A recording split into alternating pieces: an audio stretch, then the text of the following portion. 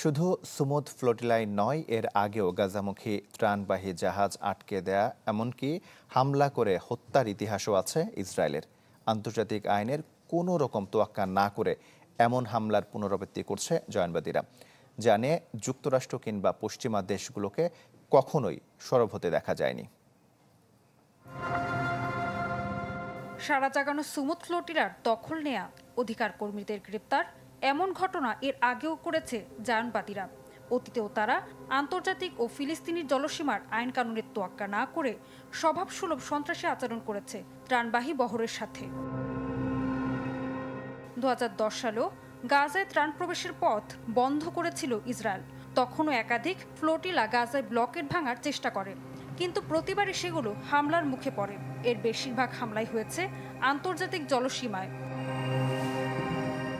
সেই বছরেই 31 মে সবচেয়ে ভয়াবহ হামলা চালানো হয় একটি জাহাজে। হত্যা করা হয় 10 মানবাধিকার কর্মীকে, আহত হন আরও অনেকে, যা সে সময় বিশ্বজুড়ে তীব্র নিন্দার জন্ম দেয়। আমি বুঝি নির্মাণের শিল্প, সালাম স্টিল বোঝে ডিউরেবিলিটি। সালাম স্টিল, মোস্ট ডিউরেবল স্টিল। সেখানেই থেমে থাকেনি জায়নবাদীরা। এরপর 2011, 2015 ও 2018 সালেও কয়েকটি নৌবহর আটক করে আশদোদ বন্দরে নেওয়া হয়। 2024 সালেও আরেকটি নৌবহরকে যাত্রার শুরুতেই থামিয়ে দেওয়া হয়।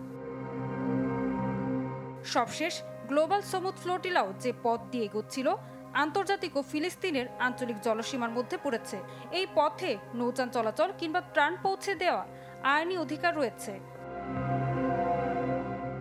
আন্তর্জাতিক জলসীমা আইন অনুযায়ী সমুদ্রের প্রায় 64% এলাকাই আন্তর্জাতিক জলসীমার অন্তর্ভুক্ত।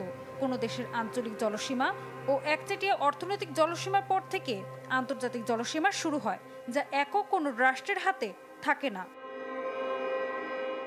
এছাড়া 1882 সালের জাতিসংঘের সমুদ্র আইন বলছে, আন্তর্জাতিক জলসীমায় যে কোনো দেশ নৌযান চালাতে পারবে। এই জলসীমার ওপর দিয়ে বিমান চলাচলেরও স্বাধীনতা রয়েছে। বিশ্লেষকরা বলছেন, সমুদ্র আইন লঙ্ঘন করে আন্তর্জাতিক জলসীমায় চলাচল করা জাহাজে ইসরায়েলের এমন হামলা জলদস্যুতার শামিল।